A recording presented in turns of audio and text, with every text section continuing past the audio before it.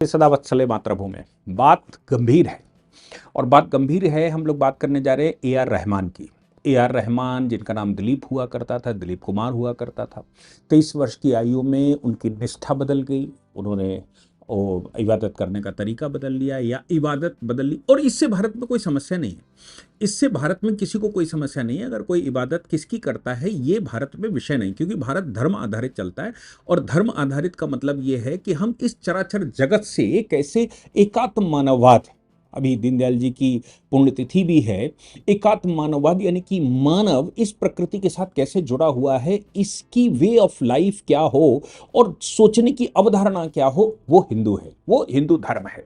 तो आप किसकी इबादत करते हैं, हिंदुओं की खास बात ये भी है कि वो अगर इबादत नहीं भी करते हैं तो भी हिंदू है। यानी कि वो किसी भगवान को नहीं पूजते हैं, पूजा पाठ नहीं करते हैं। नास्तिक भी हिंदू होता है। हिंदुओं की ही दो शाखाएं हैं, आस्तिक और नास्तिक। आस्तिक नास्तिक हिंदुओं की शाखा है। नास्तिक शाखा मुसलमानों की नहीं हो सकती, ईसाइयों की नहीं हो सकती, हिंदुओं की ही है। इसलिए ये इररेलेवेंट है कि आप किसकी इबादत करते हैं या नहीं करते हैं, लेकिन वे ऑफ लाइफ, जो भारत की संस्कृति है, जो भारत का संस्कार है, जो भारत का जीवंत चेतना है, उस चेतना से जब आप डेविएट करके ये कहते हैं कि नहीं मैं वो नहीं हूं, तो भारतवासियों को समस्या होना स्वाभाविक है, क्योंकि भारत की मूल धारणा ये नहीं है। ए आर रहमान ने संप्रदाय परिवर्तन किया, किसी को कोई समस्या नहीं है। किसकी इबादत करते हैं, इससे भी कोई समस्या नहीं। लेकिन समस्या तब आती है जब ए आर रहमान, जो 60 वर्ष की आयु के लगभग हैं, वो जब ये कहते हैं कि भाई मुझे काम मिलना कम हो गया है, मुझे बॉलीवुड में काम कम मिलता है, मुझे हिंदुस्तान में काम कम मिलता है, और वो इसलिए कम मिलता है क्योंकि मैं मुसलमान हूं। हालांकि बाद में उन्होंने क्लैरिफिकेशन दिया, और क्लैरिफिकेशन में उन्होंने कहा कि ऐसा नहीं है, मेरा मतलब गलत निकाला गया, इसका गलत संदर्भ लिया गया, ये सब इस तरह की उन्होंने बातें की। लेकिन यहां जो बहुत इंपॉर्टेंट सोचने वाली बात है वो ये है कि ए आर रहमान ने ये कहने की जरूरत भी क्यों की। अब एक दूसरा प्रकरण उन्होंने सुप्रीम कोर्ट में ए आर रहमान का आया। इसके साथ में मोहम्मद दीपक की चर्चा भी करूंगा। मोहम्मद दीपक, हम सब जानते हैं, कोटद्वार का मामला था उत्तराखंड का, और मोहम्मद दीपक बाबा क्लॉथ हाउस की के लिए जाकर खड़े हो गए थे। वो अकेला मुसलमान था, दुकान रखे हुए था, और वो लंबे समय से वहां दुकान रखे था। शायद उसका किराएदार रहा होगा, मकान मालिक रहा होगा, कुछ याराना रहा हो, या उसने इनको भी मोहम्मद दीपक कहने के लिए मजबूर कर दिया होगा, कन्वर्ट हो गए होंगे। मैंने उस पर पूरी एक वो बनाया था। बाबा शब्द से लोगों को समस्या है, क्योंकि बाबा हिंदुस्तान में इस्तेमाल किया जाता है, हिंदुओं के लिए इस्तेमाल किया जाता है। अभी उनके यहां से न्यूज़ें ये आई कि साहब 85%, उनके पास 250 के 200-250 लगभग जिम करने आते थे, उसमें से 15 बचे हैं। लोगों ने उनके यहाँ आना बंद कर दिया जिस दिन से ये विवाद हुआ। कहना ये उनका ये है, मोहम्मद दीपक का कहना ये है कि ये दबाव है और समाज के अंदर भय व्याप्त हो गया है और पता नहीं क्या। ये खुद सोचने से मना कर दिया, ये खुद नहीं सोच पा रहे कि अगर अपने आप को मोहम्मद दीपक कहोगे, हिंदुस्तान की धरती से, हिंदुस्तान की जो मूल आत्मा है उस मूल आत्मा से भटकने की बात करोगे, तो क्या होना है, ये सोचने की बात है। जैसे ही उसने कहा कि मैं मोहम्मद दीपक हूं, मेरा क्या कर लोगे, आप समझ लीजिए। अब कांग्रेस के बाकी लोगों के एमपी भी वहां गए, वो सांत्वना दे रहे हैं। वो एक सज्जन पहुंचे और उन्होंने, एमपी राज्यसभा के हैं, वो पहुंचे और उन्होंने कहा कि तुमने बड़े हिम्मत का काम किया। लेकिन क्या, किराए की स्थान पर वो जिम खोले हुए था, वहां लोगों का जाना बंद हो गया। ये भारतवर्ष का स्वभाव है। जैसे ही आप अपनी जड़ों से हटेंगे, वैसे ही भारत में आप जैसे ही सौहार्द की बात से हटेंगे, एक्सक्लूसिव चलना शुरू करेंगे, भारत में समस्या होना स्वाभाविक है। ए आर रहमान की बात पर आते हैं। ए आर रहमान के अगेंस्ट सुप्रीम कोर्ट में मामला है। उस्ताद वसीफुद्दीन दागर ने एक क्लेम किया। उन्होंने हाई कोर्ट में एक केस किया था कि उनका कॉपीराइट छीन लिया है, और उनके पिता के द्वारा कोई म्यूजिक कंपोज किया गया था शिव स्तुति नाम का। हालांकि उस्ताद वसीफुद्दीन दागर, यानी कि वसीफुद्दीन दागर, ये भी उसी प्रजाति से आते हैं। लेकिन हिंदुस्तान की खास बात यह है कि इनके पिता के द्वारा रचा गया शिव स्तुति वो हिंदुस्तान के लोग स्वीकार करते हैं। क्यों? क्योंकि हमें कोई समस्या नहीं है। अगर भारत माँ को अपनी माँ मानते हो, इस भूमि को अपनी देवभूमि मानते हो, इसको अपनी पितृभूमि मानते हो, इस भूमि के संस्कारों में गड़े बजे हो और इसके संस्कारों को मानते हो, तो हमें कोई समस्या नहीं है। हमें तो समस्या तभी होती है जब आप कहते हो कि नहीं मेरा तो उधर पश्चिम की तरफ कहीं पर है और मैं तो उधर ही उधर सूसू भी नहीं करूंगा, हिंदुस्तान में रहेंगे और कहेंगे मैं उधर सूसू भी नहीं करूंगा, उधर मुंह करके ही कुछ इबादत करेंगे और वहीं की भूमि को अपनी मातृभूमि देवभूमि मानेंगे, फिर वहां से जो सिखाया पढ़ाया जाएगा वो भारत में आकर उसका कर्मकांड करेंगे और फिर भारत के लोगों को हतोत्साहित करेंगे, नुकसान करेंगे, हिंदुस्तान का नुकसान करेंगे, देश को अपना देश नहीं मानेंगे, फिर इस पर कब्जा करने की स्तुति शुरू होती है और सब सारे षड्यंत्र शुरू होते हैं, तब भारत को समस्या होनी स्वाभाविक है। वसीफुद्दीन दागर ने क्लेम किया दिल्ली हाई कोर्ट में उन्होंने कहा कि इन्होंने हमारे पुरानी सॉन्ग का जो बहुत सारी चीजें लेयर्स होती हैं, वो कई एक लेयर्स होती हैं, ये ध्रुपद था, ये फलाना था, ये धमाका था, मैं उसमें नहीं जाना चाहता, लेकिन इन्होंने क्लेम किया कि भाई हमारा ये सब कुछ था और ये इन्होंने चुरा लिया है अपना सॉन्ग कंपोज करते समय, ये वहां आ गए हैं वीरा राजा वीरा सॉन्ग जो रिकॉर्ड किया गया उसमें इन्होंने मेरे पिता के द्वारा बनाई गई धुन लिरिक्स का इस्तेमाल किया। सिंगल जज की अदालत में पड़ा, सिंगल जज ने यह कहा कि बात बिल्कुल ठीक है, आपने उनकी धुन का इसमें इस्तेमाल किया है, इसलिए इसके कंपोजिंग में उनका भी राइट बनता है। ठीक है, सिंगल जज की बेंच को डबल बेंच में, दो जजेस की बेंच में फिर अपील किया गया।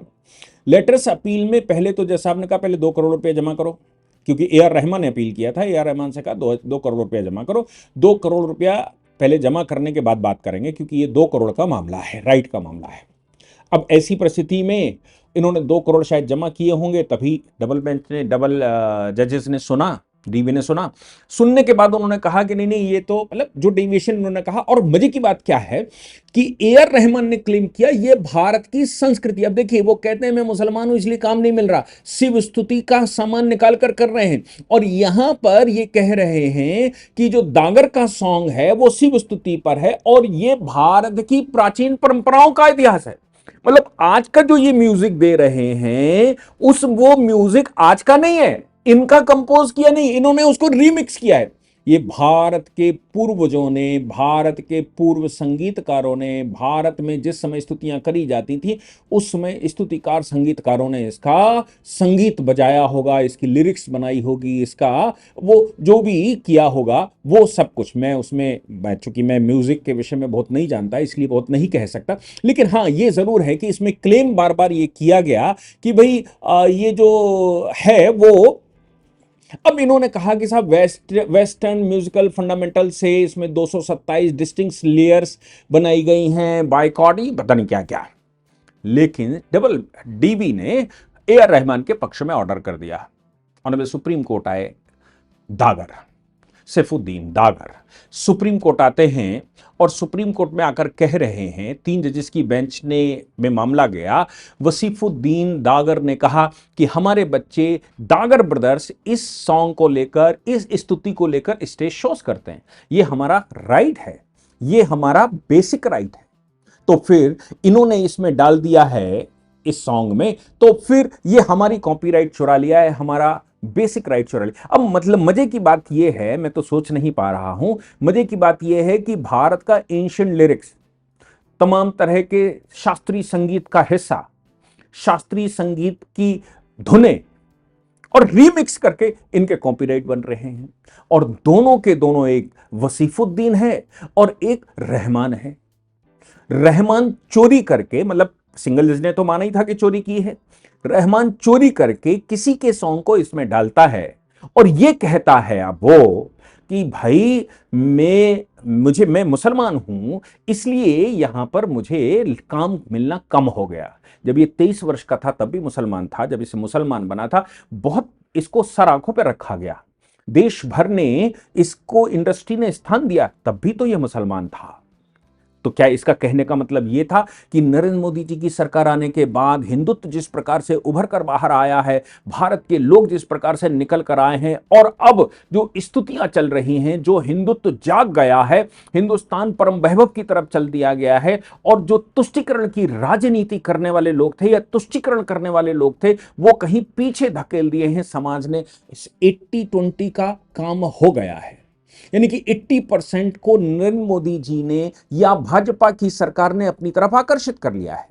और बाकी के जो 20% बचे हैं जो भारत के दामाद की तरह रहा करते थे, उनका स्थान यहां पर नहीं था, उनके राइट यहां पर पार्टीशन थ्योरी के अनुसार नहीं थे, फिर भी नेहरू जी ने उनको स्थान दिया था और हिंदुस्तान में वो फल फूल रहे थे। आतंकवाद इसलिए भारत में नहीं था क्योंकि हिंदू मेजॉरिटी में है, भारत में इसलिए सुरक्षित है क्योंकि हिंदू मेजॉरिटी में है। लेकिन पाकिस्तान में क्या कोई और रिलीजन सुरक्षित है? अहमदिया सुरक्षित है? उन्हीं का बाई प्रोडक्ट है? नहीं। तो हिंदुस्तान के अंदर की जब हम बात करते हैं तो ये बात उनके कहने का मतलब यह है क्योंकि जब वो 23 वर्ष के 60 वर्ष की आयु के हैं वो व्यक्ति, आप सोचो कि इतने लंबे समय 27 वर्षों तक उनको कोई समस्या नहीं हुई, आज वो कहते हैं कि हो सकता है कि मैं मुस्लिम हूं इसलिए मुझे काम कुछ कम मिलता है, और चोरी कर रहे हैं शिव स्तुति की। पूर्वजों के ही, हमारे पूर्वजों के, हमारे पुरातन संगीत, पुरातन ध्रुपद, पुरातन जो जो व्यवस्था है उन्हीं को रीमिक्स करके कुछ नया बना रहे हैं और क्लेम भी यही करते हैं कि साहब ये तो एंशिएंट है, ये तो लंबे समय से है, ये तो भारत में कॉपीराइट से परे है। आप सोच सकते हैं कि निष्ठा बदलने से, यानी कि संप्रदाय बदलने से कैसे निष्ठा बदलती है, इसका भी उत्कृष्ट इलस्ट्रेशन हमको देखने को मिलता है। इसीलिए कन्वर्जन नहीं होना चाहिए। अगर कन्वर्जन होता है तो उसको रोका जाना चाहिए, क्योंकि फिर उसके हिंदुत्व की, हिंदुस्तान की जो भावना है, उसकी जो प्रेरणा है हिंदुस्तान के अंदर की, जो जिसको वो अपना हार्ड मानता है, जिसको अपनी देवभूमि मानता है, वो जैसे ही निकलेगी, स्व का भाव निकलेगा, स्व का भाव निकलते ही वो परायापन हो जाता है। स्व का भाव निकलते ही, मेरा है ऐसा निकलते ही दिमाग कहीं और निष्ठावान हो जाता है, कुछ और सोचने लगता है, सोचने को मजबूर हो जाता है। इसलिए भारत में कन्वर्जन रोकना अति आवश्यक है अगर भारत बचाना है, क्योंकि हिंदू बचेगा तो विश्व बचेगा, हिंदू नहीं बचेगा तो विश्व नहीं बचेगा। क्योंकि केवल एक हिंदू जाति ऐसी है, केवल एक हिंदू धर्म ऐसा है जो सर्वे भवन्तु सुखना की बात करता है, सर्वे सन्तु निरामया की बात करता है, सर्वे भद्राणि पश्यन्तु की बात करता है, मां कश्चित् तो भाग भवेत की बात करता है। वो सिर्फ हिंदू है, इसके अलावा सुन दुनिया में कोई नहीं ऐसी बात करता। सब एक दूसरे पर कब्जा करना चाहते हैं, सब दूसरे को मारकर खाना चाहते हैं, सब दूसरे को खत्म करना चाहते हैं। केवल हिंदू ऐसा है जो मानवता को बचाना चाहता है, पारिस्थितिकी को बचाना चाहता है, सभी जानवरों को बचाना चाहता है, विश्व की भगवान के द्वारा बनाई गई हर एक कृति को बचाना चाहता है। इसलिए हिंदू बचेगा तो विश्व बचेगा, हिंदू नहीं बचेगा तो ये संसार भी नहीं रहेगा। इसलिए हिंदू को बचाना अति आवश्यक है और आबादी बढ़ाना अति आवश्यक है। अगर आबादी नहीं बढ़ाता तो विश्व खत्म करने के लिए जिम्मेवार भी हिंदू ही होगा। जय हिंद, जय भारत, वंदे मातरम।